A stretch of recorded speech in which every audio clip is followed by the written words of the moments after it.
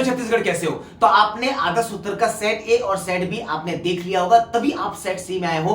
पूरी इस वीडियोस को आप देख लीजिए बेटा। सेट ए और सेट बी का वीडियोस 100% देखिएगा, जिसमें मैंने काव्यांश और आपका गद्यांश और जितने भी इंपॉर्टेंट क्वेश्चंस थे उस पर मैंने जोर डाला है, उसको एक्सप्लेन करने की कोशिश किया। उसी प्रकार सेट सी लेकर आया हूं, आपका सेट सी लेकर आया हूं। और रात को 11 बज रहा है, वीडियो बना रहा हूं। मैं आपसे वादा किया था कि महाशिवरात्रि के दिन मैं पूरा आदर्श पेपर और मॉडल पेपर को पूरा एक्सप्लेन करके दूंगा, जिससे आपका एक रिवीजन हो जाएगा, एक तगड़ा रिवीजन हो जाएगा। और क्लास 12 छत्तीसगढ़ बोर्ड एग्जाम 2025 में सबसे पहला जो एग्जाम है आपका हिंदी का एग्जाम है, जिसमें आप आंक लगा दोगे। ठीक है, चलिए। तो सेट सी में कहानी क्या है, सिंपल है।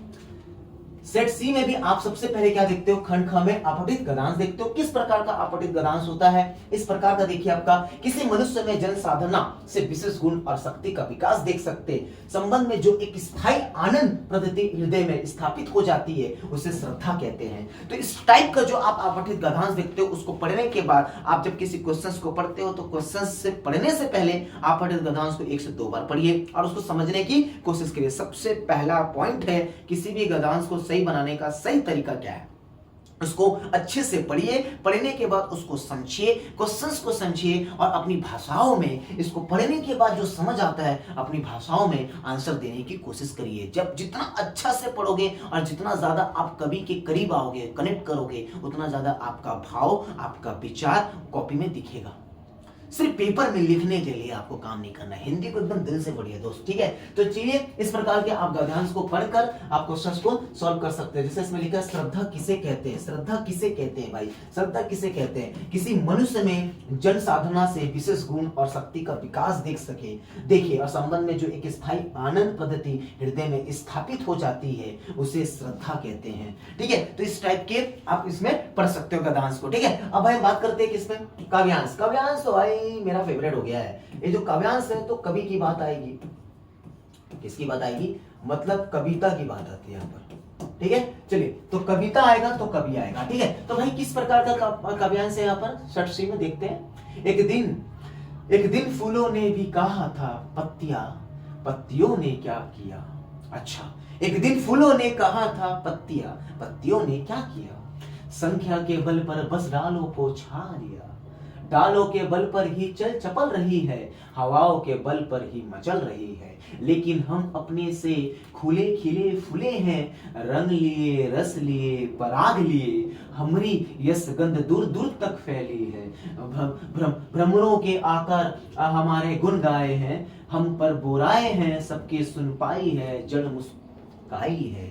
तो इस टाइप के जो कविता होती है, यहाँ पर प्रश्न देख सकते हो। एक दिन फूलों से किससे क्या गया, एक दिन फूलों ने किससे क्या कहा, एक दिन फूलों ने पंक्तियों ने क्या किया। आंसर एकदम इंटरेस्टिंग है ना।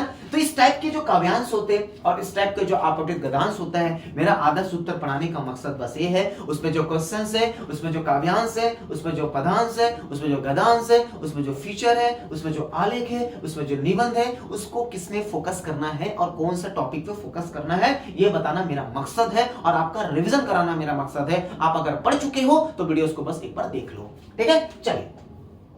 हाँ भाई, तो इसमें निबंध में मैंने आपको बताया था कि इंपॉर्टेंट निबंध खंड ख में क्या हो सकता है।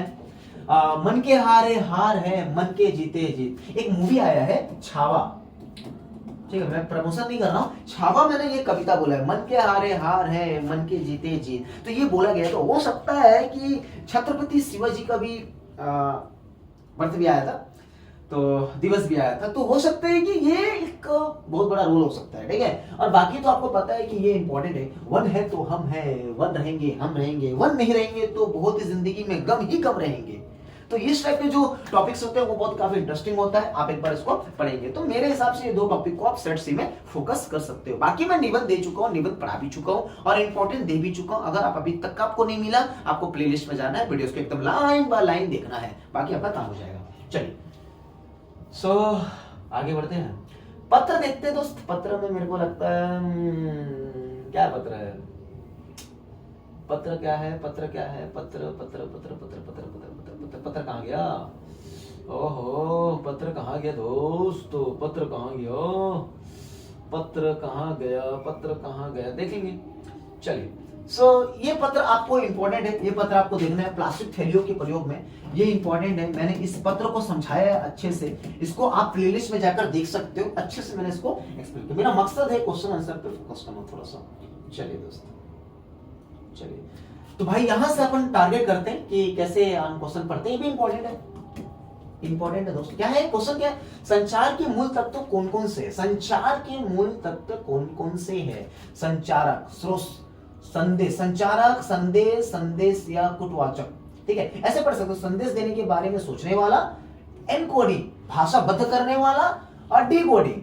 एनकोडिंग, डिकोडिंग इसको याद रख सकते हो, ठीक है, ये याद रखना, ठीक है। एक होता है कुटीकरण, एक होता है कुटीवाचन, ठीक है। अब प्राप्त करता, भाई ये तीन होने के बाद तो प्राप्त करेगा ना कोई संदेश को समझना और प्रतिक्रिया करना।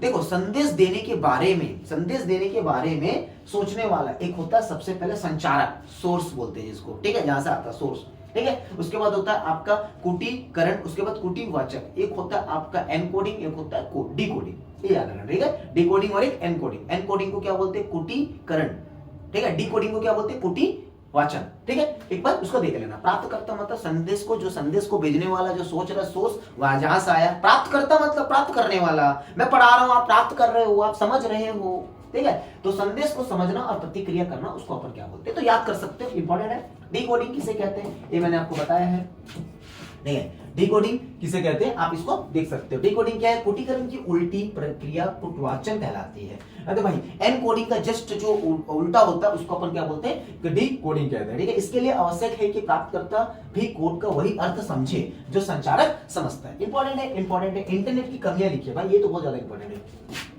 ये बहुत ज्यादा इंपॉर्टेंट है, ठीक है। इंटरनेट की कमियां लिखिए, लिख देना भाई इंटरनेट की कमियां क्या है। इंटरनेट के अशिक्षित वर्ग के लिए अनुपयोग है, इंटरनेट का क्षेत्र सीमित है, वर्तमान में यह अश्लीलता, भाई ये तो बहुत खतरनाक चीज है, अश्लीलता और सामाजिकता का माध्यम बन गया है वर्तमान में। सही बात है, इंटरनेट की जो दुनिया है ना, एक तरह से देखोगे ना, हमारी चॉइस होती है, हम इंटरनेट को किस तरीके से यूज करते हैं। इंटरनेट की कमियां को 4-5 कमियां, बहुत कमियां है। देखिए भाई फायदा है तो घाटा भी है, ठीक है। वो हमारे ऊपर चॉइस करते हैं कि हम किस तरीके से इंटरनेट को देखते हैं, ठीक है। चलिए पित पत्रकारिता है, इंपॉर्टेंट है 2025 के लिए, ठीक है। पित पत्रकारिता किसे कहते हैं? सनसनी चकाचौंध, ग्लैमर फैलाने वाली पत्रकारिता। भाई ये पित पत्रकारिता मतलब जो सनसनी जो होता ना भाई, थ्रिल, ठीक है। तो भाई कहा जाता है जैसे भारत का विल्टस अखबार, विल्टस अखबार क्या, भारत का जो विल्टस अखबार है वो सनसनी चकाचौंध, दम, थ्रिल, ठीक है, उस टाइप का अखबार आपको देखने को मिलता है उसमें। तो नाटक में संग्लिश रेख, ये भी बहुत इंपॉर्टेंट है भाई, पढ़ लेना।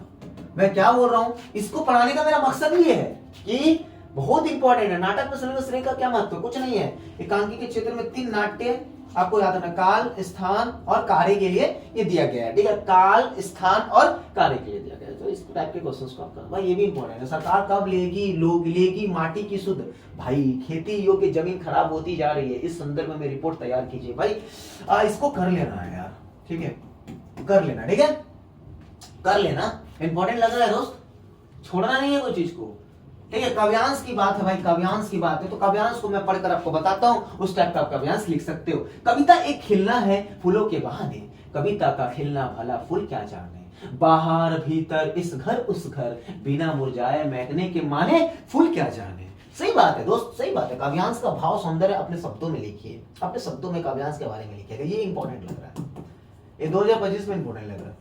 इस टाइप के काव्यांश आपको देखने को मिल जाएगा, ठीक है, इस टाइप के काव्यांश आपको देखने को मिल जाएगा। तो वीडियो को स्किप मत करना क्योंकि कुछ क्वेश्चन आंसर सॉल्व होंगे। खंड गा का तो पता ही है दोस्त, ठीक है, काव्यांश से अच्छे से करना। पतंग कविता का प्रतिपाच क्वेश्चन आंसर अच्छे से, ठीक है, क्वेश्चन बिल्कुल भी छोड़ना नहीं।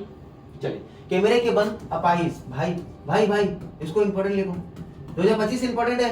कैमरे में बंद अपाहिज, ठीक है, कैमरे में बंद अपाहिज, मंडक मंडली क्या जयकारा लगाती थी, भाई भाई भाई भाई। प्रश्न नंबर 12, ये पूरा कर लेने का, पूरा कर लेने का। हाय वह धुत आज कहां है, ऐसा कहकर लेखक ने आत्मबल पर देहबल के, भाई मैं बता क्या रहा हूं, आदर्श पेपर और मॉडल पेपर के जितने भी आपके इंपॉर्टेंट महत्वपूर्ण प्रश्न है उसको एक बार कर लीजिए अगर आप अभी तक कुछ नहीं पढ़े हो तो, ठीक है। चलिए तो इसको आराम से कर सकते हो, इंपॉर्टेंट है। ये देखिए यहाँ ये देखिए ये इंपॉर्टेंट है, ठीक है। जूझ कहानी के प्रमुख पात्र आनंदा के स्वभाव की विशेषताएं लिखिए, डायरी के पन्ने, ये इंपॉर्टेंट है, बता रहा हूं ना, 2025 के लिए इंपॉर्टेंट है। अच्छे से करना भाई, इसको तो एकदम दिल से पढ़ो। जो आदर्श पेपर और मॉडल पेपर के पूरे सेट को अच्छे से एक्सप्लेन कर रहा हूं भाई। ये सेट सी चल रहा है, उसके बाद सेट डी डालूंगा, उसके बाद जो मॉडल पेपर का जो set A, set B, set C, set D है, उसको एक ही वीडियो में पूरा कंप्लीट कर दूंगा, भले वो 1 घंटे का वीडियो रहे, लेकिन आपको रिविजन करना मेरा मकसद है, क्योंकि आपने आदर्श पेपर और मॉडल पेपर को पढ़ चुके हो। अगर जो बच्चा अभी तक हिंदी नहीं पढ़ा है वो कुछ मत करिए, एक बार इसको एक्सप्लेन देख लीजिए, ठीक है। ठीक है, तो भाई ये जितने भी आप क्वेश्चंस देख रहे हो यहां पर देखिए, अतीत के दबे पांव के आधार पर शीर्षक की सार्थकता इंपॉर्टेंट है। जूझ कहानी के लेखक का जीवन संघर्ष बहुत ज्यादा इंपॉर्टेंट है। ये जो है ना भाई, ये 2025 के लिए बहुत ज्यादा इंपॉर्टेंट है। एक्सपेक्टेड क्वेश्चन ना भाई छोड़ना नहीं, ठीक है, एक्सपेक्टेड क्वेश्चन बिल्कुल नहीं, ठीक है। हाँ, इस टाइप का, आनंदा कि अंधेरे जीवन में उजाला भरने वाले महान व्यक्तियों का विस्तार दीजिए। भाई इस टाइप का जो क्वेश्चंस होता है ना, इस टाइप का जो इंस्पिरेशन जो क्वेश्चंस होता है, वो आपके छत्तीसगढ़ बोर्ड एग्जाम 2025 में हिंदी में आपको देखने को मिल जाएगा। तो इस टाइप का आपको कर लेना है, ठीक है।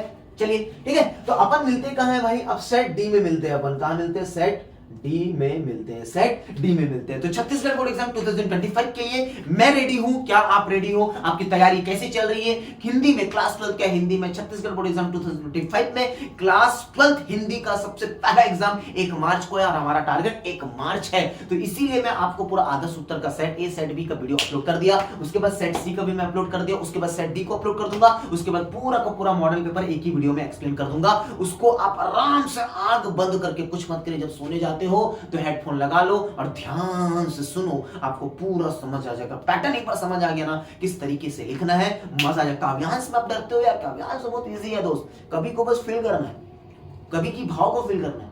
जो कवि लिख रहे हैं ना कविता को, उसके विचार को समझना है, बस उसको एक्सप्लेन करना है दोस्त, और कुछ नहीं। चलिए मिलते हैं।